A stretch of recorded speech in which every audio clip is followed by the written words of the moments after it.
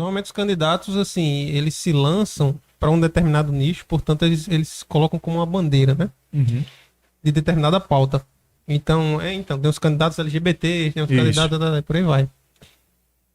Tu tens assim, você pensa nesses termos, diz assim, ó, eu vou colocar uma bandeira principal, que é o principal gargalo que eu vejo na Paraíba, digamos assim. Qual é o problema principal da Paraíba? E se essa é a sua bandeira de atuação, ou se você vai ter uma abordagem mais ampla, digamos assim, mais geral dos problemas da Paraíba, entendeu? Hoje eu diria que eu tenho essas duas vertentes, né? Uhum. Uma seria essa questão das contas públicas, porque eu não vejo ninguém falar disso, Sim. né? Uhum. E é uma função tão importante para um deputado quanto legislar. Legislar e fiscalizar deviam andar de braços dados, como fé e razão, né? Mas não andam. Não andam. E a outra pauta é a questão da defesa dos valores cristãos, que a gente sabe que a gente precisa urgente. Quer dizer, nós estamos sendo atacados de todos os lados, né? E, infelizmente, eu digo isso sem medo, mas isso está institucionalizado também. Não é só no poder legislativo, no poder executivo, nos órgãos, enfim. Hoje existe uma doutrina que ela não pede licença para se manifestar. Um viés esquerdista que não pede licença para se manifestar. Enquanto que a direita, vamos dizer assim, é muito educada. Ela age democraticamente, ela vai pelas instituições, ela vai pela via legal, né? Então, a gente precisa se pontuar justamente por isso, certo? As minhas duas bandeiras, eu vou dizer assim, que eu caminho com elas seriam essa: a fiscalização das contas públicas, né? E a defesa dos valores inegociáveis dos cristãos. Claro que a gente tem a questão da educação, que é o que eu quero trabalhar, do empreendedorismo, e dar oportunidade para os jovens, né? Vamos ver como é que a gente consegue melhorar a inserção do jovem no mercado de trabalho. Isso eu me preocupo. É porque essas são ênfases, né? Mas ela não está toda errada. Dizer que o jovem precisa ter alguma linha acessória a sair. Se ela me desse 5 mil a reais... mente vazia... a mente vazia é a oficina do diabo. A gente escuta muito isso. Mas é verdade. O jovem, ele precisa disso porque ele é muito suscetível à influência. Então... É preferível um jovem trabalhando, contribuindo, construindo ali a sua vida, do que um jovem ocioso sendo alimentado por essas ideologias nefastas que a gente conhece, né? Ou também vivendo do capítulo de emprego, né? Prefeitura. Mas aí, assim, eu gosto de fazer essa reflexão. Porque o único meio que eles têm, né? Sim, como é que vai sobreviver, né? É verdade. Eu culpo a gente tem uma justiça eleitoral. É inacreditável, porque assim, o coronel, que eu gosto de dizer também, ele nunca sonhou em ter o poder que o político tem hoje. O cabo ser deputado federal estabelece a rota de emendas dele, tem que empurrar o eleitoral pro resto da vida. Não pode, por exemplo, no estado do governador sair para disputar com o governador atual. Assim, seguramente mais de 100 prefeitos ao lado dele. Em cada cidade da Paraíba, ele tem uma série de cabides de emprego do Estado. Isso. Não é possível que o TSE olhe para ele. Não, a gente agora está preocupado porque o Bolsonaro fica falando contra o outro. Meu Deus do céu. Mas quem me dera se a fraude eleitoral do Brasil se desse peruca, né? Exatamente. E aí, só que é um problema muito profundo isso aí, né? De reforma política mesmo. E questão tributária. Eu lembrei até de uma história de um economista Edmar Baixa nos anos 70 no Brasil, né? Ele disse: o Brasil é a Belíndia. Era para se chamar Belíndia, que cobra imposto como a Bélgica e entrega como a Índia. Aí depois o Delfim Neto, conhecidíssimo Delfim Neto, né, ele disse: não, o Brasil é em Gana. Cobra como a Inglaterra e devolve o serviço de Gana, né? Pois é. Então, e aí esse problema, assim, é muito interessante ter falado isso, porque de fato esse problema de tributação, claro, tem essa raiz federal, né? Isso. Que demanda uma reforma tributária urgentíssima. Isso. Mas, de fato, aqui na Paraíba, eu acho que também tem isso mesmo, e pouca gente chama atenção. Não é? O Estado certamente tem. Pois é, né? Assim, de como... Esse problema que o Felipe falou aí é fundamental, né?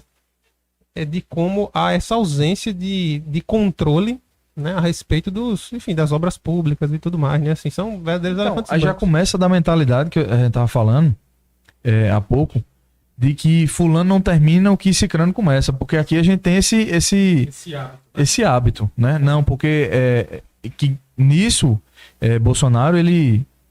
Rapaz, ele é um exemplo, porque... Totais, porque ele pensa, obviamente, em entregar aquele serviço pro povo, né? É o bem maior. Eu vou terminar essa obra, isso vai beneficiar o povo, eu não quero saber quem começou. Por que eu não posso terminar, né? Vai custar tanto assim, a minha imagem, isso, e a gente tá vendo que o efeito é até contrário. E isso tá gerando popularidade para ele, né? Porque ele tá justamente terminando o que muitos governos não começaram, né? Ao contrário do que aqui a gente ainda tem a mentalidade. Não terminaram. Exatamente.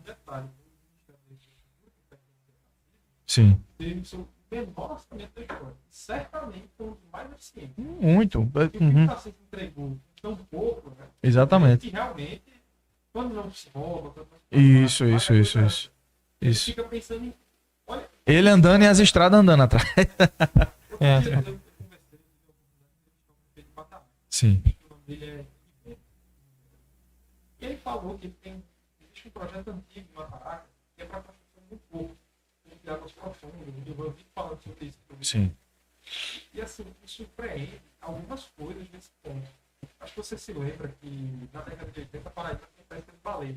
Lembro. Ali em Costinha, no centro. Assim, eu lembro quando eu não era nascido, mas eu ouvi falar muito, minha avó relatava, inclusive, que comia carne de baleia. Né? Repare o que aconteceu. Repare. Dessa lei, a época o nosso governador Wilson Braga, ele acabou. Ele Sim. uma lei proibindo a pesca de baleias. E essa lei chegou aqui a Paraíba. Só que os nossos políticos simplesmente não prepararam um projeto condizente para aportar economicamente as pessoas que perderiam a sua nível. Isso.